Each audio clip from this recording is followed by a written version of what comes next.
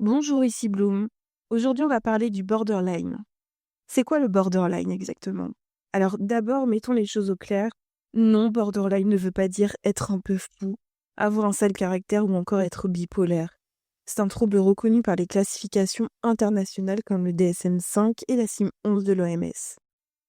Dans le DSM-5, le trouble de la personnalité borderline est défini par un schéma global d'instabilité dont les relations interpersonnelles, l'image de soi, les émotions et des comportements impulsifs marqués. Concrètement, ça peut se traduire par des émotions très intenses qui changent rapidement, une peur de l'abandon immense, parfois au point d'avoir l'impression que la vie s'arrête si quelqu'un s'éloigne, une image de soi fragile et instable aussi entre je suis nul et je suis invisible en quelques heures, des comportements impulsifs, dépenses soudaines, sexualité à risque et consommation de substances, etc. etc. Dans la CIM-11 de l'OMS, la description est très proche. Le borderline est vu comme une instabilité durable de l'identité, des émotions et des relations, avec une hypersensibilité interpersonnelle. En clair, ce n'est pas un simple trait de caractère ni une humeur passagère, c'est un trouble de la personnalité reconnu médicalement qui entraîne une souffrance réelle et profonde. Et petite parenthèse humoristique, changer 3 fois de coupe de cheveux en une semaine, ce n'est pas un critère du DSM promis. Mais d'où vient le borderline? Alors, on a vu ce que c'est, maintenant la grande question est mais d'où ça vient? Et là, comme souvent en santé mentale, la réponse est c'est multifactoriel. En clair, il n'y a pas une seule cause. Le borderline résulte d'une combinaison de vulnérabilité biologique, psychologique et environnementale. Certaines recherches montrent que les personnes avec un trouble borderline ont une hypersensibilité émotionnelle dès la naissance, un système nerveux qui réagit plus fort au stress, parfois une prédisposition génétique à l'instabilité émotionnelle. Ça veut dire que certaines personnes naissent avec une sorte de thermostat émotionnel très sensible, un peu comme un détecteur de fumée qui s'allume non seulement quand il y a un feu, mais aussi quand tu fais juste griller des toasts. Au-delà de la biologie, il y a la manière dont la personnalité se construit. Une personne borderline développe souvent une image de soi instable, des difficultés à réguler ses émotions, une peur immense de l'abandon, souvent liée à son histoire d'attachement. Et là, on touche à une partie douloureuse mais essentielle. Beaucoup de personnes borderline ont vécu des traumas dans l'enfance. Ça peut être des abus physiques, psychologiques, sexuels, de la négligence, des séparations précoces, un environnement instable ou invalidant.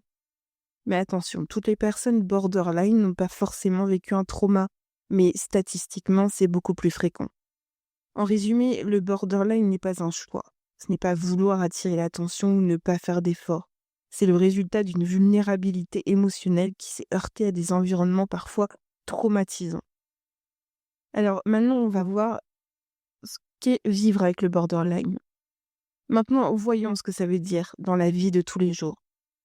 Le borderline, ce n'est pas seulement des critères dans un manuel, c'est une réalité qui se vit chaque jour et qui peut être épuisante. Quelques points clés, les montagnes russes émotionnelles. Les personnes borderline ressentent toutes effort et très vite. Une petite remarque peut être vécue comme un rejet massif. Imagine ton curseur émotionnel qui n'a pas de bouton volume moyen, c'est soit 0, soit 100. La peur de l'abandon. C'est peut-être le cœur du borderline. La peur viscérale qu'on parte, qu'on soit rejeté, qu'on ne soit pas assez. Et cette peur peut entraîner des comportements désespérés pour regarder l'autre, même si ça crée du conflit. Les relations intenses et instables. Le borderline peut idéaliser une personne. Tu es parfaite et je t'aime à la folie. Puis au moindre signe de distance, la dévalorisation. Tu m'as trahi, tu n'aimes pas vraiment et je te déteste. C'est ce qu'on appelle le clivage, passer du tout au tout, tout blanc au tout noir. L'impulsivité, dépenses soudaines, relations sexuelles à risque, crise de colère, conduite dangereuse. Ce n'est pas de la folie, mais une façon de calmer temporairement la douleur émotionnelle.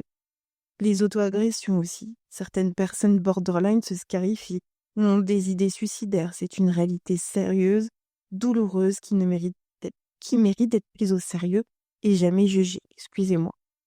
Et pourtant, il faut le dire, derrière cette souffrance, il y a aussi énormément de sensibilité, de créativité, de force. Beaucoup de personnes borderline sont hyper empathiques, capables de comprendre profondément les émotions des autres. On pourrait dire qu'elles ressentent la vie sans filtre. ce qui est parfois une malédiction, mais aussi un super pouvoir quand il est maîtrisé. Petite note d'humour pour respirer. Vivre borderline, c'est un peu comme avoir Spotify en mode aléatoire émotionnel, sauf que la playlist, tu n'as pas choisi. Un coup c'est du métal, un coup c'est du Disney et parfois les deux en même temps. Maintenant, on va voir les idées reçues à déconstruire. Le trouble borderline est probablement un des troubles de la personnalité des plus stigmatisés. Beaucoup de préjugés circulent et ils font énormément de mal aux personnes concernées. Alors, on va prendre les idées reçues les plus fréquentes et les démonter une par une. Idée reçue numéro 1. Les borderlines sont manipulateurs. On entend souvent ça, mais c'est faux. En réalité, ce qui ressemble à de la manipulation, c'est souvent une peur panique de l'abandon et des comportements désespérés pour garder un lien. Exemple, envoyer 20 messages à la suite, supplier qu'on ne parte pas, faire des menaces. De l'extérieur, ça peut sembler manipulatif, mais à l'intérieur, c'est une détresse immense. C'est un peu comme si quelqu'un qui se noie t'agrippait pour ne pas couler. Ce n'est pas pour te manipuler, c'est pour survivre. Idée reçue numéro 2. Les borderlines sont incurables. C'est faux aussi. Pendant longtemps, même certains médecins disaient « Ah non, borderline, ça se soigne pas ». Mais aujourd'hui, les recherches sont claires. Il existe des thérapies efficaces. La thérapie dialectique comportementale, TDC. Développée spécialement pour le borderline, elle donne de très bons résultats. La thérapie des schémas qui aide à identifier et transformer les modèles relationnels toxiques. Certaines formes de TCC, thérapie cognito-comportementale. Donc non, borderline ne veut pas dire condamné à souffrir toute la vie. Avec le bon suivi, on peut apprendre à réguler ses émotions, à stabiliser ses relations et à vivre plus sereinement. Idée reçue numéro 3. Les borderlines sont des relations toxiques. Celle-là, elle fait mal. Bien sûr, les relations avec une personne borderline peuvent être intenses, parfois chaotiques, mais dire que toutes sont toxiques, c'est une injustice. Les personnes borderline aiment souvent très fort, sont profondément loyales, hyper empathiques et capables d'une grande authenticité. Ce qui rend la relation difficile, ce n'est pas un manque d'amour, mais la douleur liée à la peur de l'abandon et à l'instabilité émotionnelle. Et ça peut s'apaiser avec du soutien et des soins adaptés. Idée reçue numéro 4. Borderline égale bipolaire. C'est courant aussi. La confusion vient du fait que les deux troubles impliquent des variations d'humeur. Mais la différence est nette. Le bipolaire, c'est des phases longues, jours, semaines, mois de dépression et de manie-hypomanie. Le borderline, c'est des variations rapides, parfois en quelques heures selon le contexte relationnel ou émotionnel. Donc non, ce n'est pas la même chose et confondre les deux entretient le flou. Petite respiration humoristique. On dit parfois que les borderlines sont trop intenses. Mais franchement, qui veut d'une relation tiède, plate, sans passion? Avec un borderline, au moins la vie a de la couleur. Bon, parfois un peu trop de fluo, c'est vrai. Partie 5, maintenant les prises en charge et les espoirs. On a beaucoup parlé de la souffrance et des difficultés, mais maintenant c'est important de dire haut et fort qu'il existe des solutions. Il y a de l'espoir. Pendant longtemps, on disait que le borderline était incurable. Aujourd'hui, c'est faux. Les recherches montrent qu'avec le bon accompagnement, les personnes borderline peuvent aller beaucoup mieux, parfois même atteindre une vraie stabilité. Les thérapies validées scientifiquement, comme on l'a vu, la thérapie dialectique comportementale, TDC, c'est la référence mondiale pour le borderline développée par Marsha Linehan.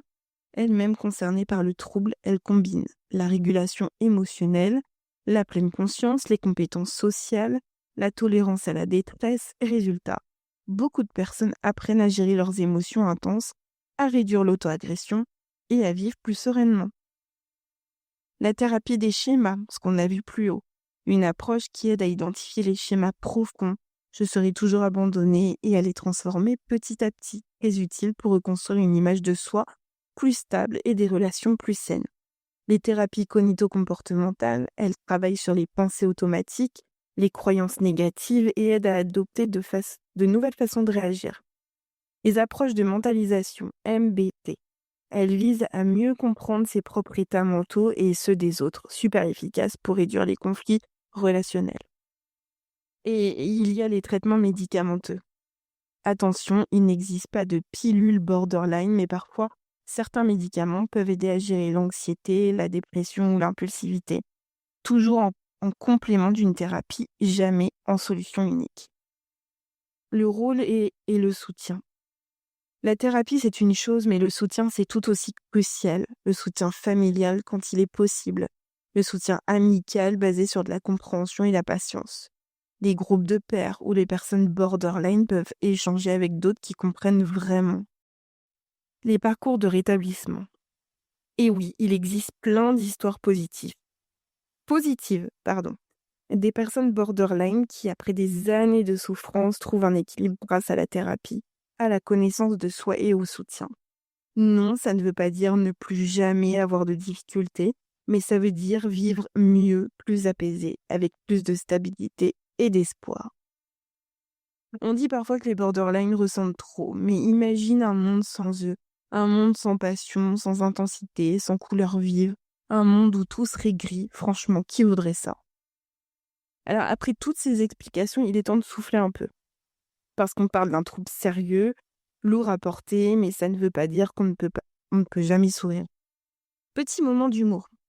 On dit souvent que les personnes borderline passent du rire aux larmes en quelques secondes, mais soyons honnêtes, qui n'a jamais pleuré devant une pub pour du papier toilette avec un petit chiot?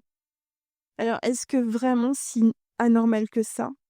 Et puis cette intensité émotionnelle, ça donne aussi des situations, comment dire, un peu cocasses, comme quand tu envoies un message enflammé à ton meilleur ami à minuit parce que tu es convaincu qu'il t'a oublié, pour finalement te rappeler qu'il t'avait juste dit «Je vais dormir tôt ce soir, oups». Et si on prend du recul, vivre borderline, c'est parfois comme être abonné à une chaîne de télé émotionnelle où les programmes changent sans prévenir. Un coup, tu regardes une comédie romantique, le quart d'heure d'après, un film d'action, et 5 minutes plus tard, un documentaire animalier. Ça surprend, ça fatigue parfois, mais au moins on ne s'ennuie jamais. Voilà, comme d'habitude, Bloom se mord souvent la langue, donc veuillez m'excuser, veuillez l'excuser aussi. Et sur ce, n'hésitez pas à me dire en commentaire si vous vivez ce genre de trouble. Disclaimer, si vous vivez avec ce genre de trouble, je vous invite fortement à aller voir un spécialiste, médecin traitant, psychiatre, psychologue ou thérapeute.